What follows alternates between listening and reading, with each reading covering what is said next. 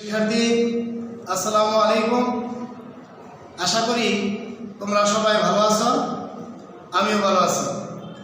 সৃষ্টি academy school কর্তৃক আয়োজিত অনলাইন ক্লাসে তোমাদের সবাইকে স্বাগতম।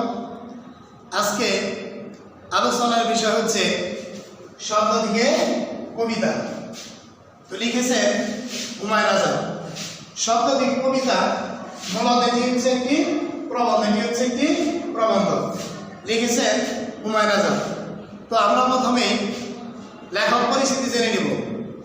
তো হুমায়ুন আজাদ 1947 খ্রিস্টাব্দে কত সালে 1947 খ্রিস্টাব্দে মুন্সিগঞ্জে জন্মগ্রহণ করেন, আর মৃত্যু হচ্ছে 2004 খ্রিস্টাব্দে। তার উল্লেখযোগ্য গ্রন্থ অলৌকিক স্টিমার, জলচিতাবাগ, সবকিছু নষ্টদের অধিকারে যাবে, কাপড় এবং অস্ত্রবৃন্দ, এগুলো হচ্ছে তার উল্লেখযোগ্য গ্রন্থ। তার কয়েকটি প্রবন্ধ হচ্ছে লাল নীল দীপাবলি, কত নদী সরোবর এবং শব্দ থেকে কবিতা। শব্দ থেকে কবিতা প্রবন্ধে হুমায়ুন আজাদ মূলত কবিতার শিল্পরূপ সুন্দরভাবে এখানে উপস্থাপন করেছেন। সাহিত্যের অন্যতম শাখা হচ্ছে কবিতা। তো কবিতা আমরা সকলে চিনি বা জানি। তো আমরা যারা কম বেশি পড়তে পারি তারা মোটামুটি কবিতা চিনি। তো কবিতার কি একটা সংজ্ঞা আছে, একটা রূপ আছে, একটা চেহারা আছে। তো কবিতা কাকে বলে? যা পড়লে মনের ভেতর স্বপ্ন জেগে ওঠে, গান গাইতে ইচ্ছে করে, চোখে বুকে রং বেরঙের স্বপ্ন এসে জমা হয়, তার নাম হচ্ছে কবিতা। যা পড়লে মনের ভেতর নাচতে থাকে তার নামে কি কবিতা। যে কবিতা এমন হতে হবে যা 2-3 বার পড়লে কি ভোলা যায় না। তো কবিতার এখানে প্রান্তিক বিভিন্ন সংজ্ঞা দিয়েছেন যে কবিরা মূলত কি করেন, কবিতা লেখেন। যে শব্দ থেকে কবিতার সৃষ্টি, কবিতার প্রাণ হচ্ছে শব্দ দিয়ে। যে কবিতা লেখার জন্য আমাদেরকে কি করতে হবে? রং বেরঙের শব্দের অর্থ জানতে হবে। যে পৃথিবীতে হাজারো শব্দ রয়েছে, যেমন মায়া একটা শব্দ, পাখি একটা শব্দ, নদী একটা শব্দ, আকাশ একটা শব্দ, এরকম শব্দ রয়েছে। প্রত্যেকটা শব্দের কি আছে? নিজস্ব একটা অর্থ আছে। যে শব্দের গাঁথনি দিয়ে আমাদের কি করতে হবে? কবিতা লিখতে হবে। শুধু শব্দ হলেই চলবে না, এর একটা কি সঠিক একটা অর্থ থাকতে হবে। কবিতা, তো কবিতা এমন হতে হবে যেগুলো কি পরমাত্মায় মনে থাকবে। তো হুমায়ুন আজাদ শব্দ থেকে কবিতা প্রবন্ধে কবিতা লেখার জন্য উৎসাহিত করছে। যে কবিতা লেখার জন্য আমাদের কি রং বেরঙের শব্দের অর্থ জানতে হবে। মনে করো তুমি যদি একটা কিছু তৈরি করতে চাও, তার জন্য কি দরকার? কিছু না কিছু উপকরণ লাগবে।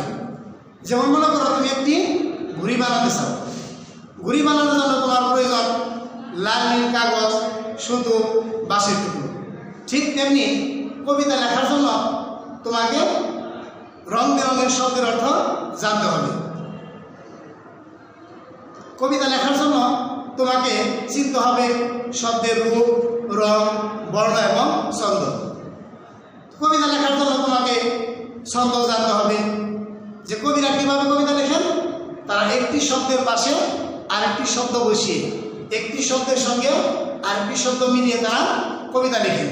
এখন তুমি যদি কবিতা লিখতে চাও তাহলে তোমাকে কি করতে হবে? তোমাকে প্রচুর পরিমাণ শব্দের অর্থ জানতে হবে। সেই শব্দের সঠিক অর্থ কি তোমাকে জানতে হবে। আর যেমন কবিতারও কি আছে? একটা চেহারা আছে।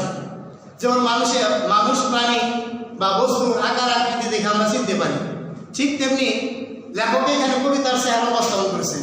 যে কবিতার চেহারা কেমন হবে? কবিতার চেহারা এমন হতে হবে যেগুলো পরমাত্রায় কি থাকবে? মনে থাকবে।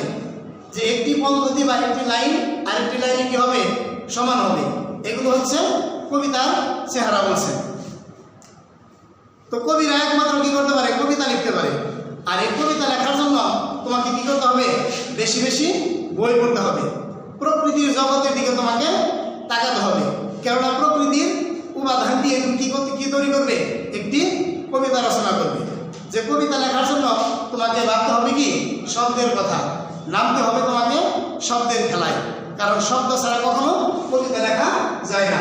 তো শব্দ দিকে কবিতা প্রবন্ধে হুমায়ুন আজাদ মূলত এখানে কি তুলে ধরছেন যে কবিতা লেখার জন্য আমাদের প্রয়োজন কি শব্দ, কারণ শব্দ ছাড়া কখনোই কবিতা রচনা করা যায় না। তো হুমায়ুন আজাদ এই শব্দ দিকে কবিতা প্রবন্ধে কবিতা লেখার জন্য উৎসাহিত করছেন এবং কবিতার শিল্পরূপ সুন্দরভাবে তুলে ধরছেন।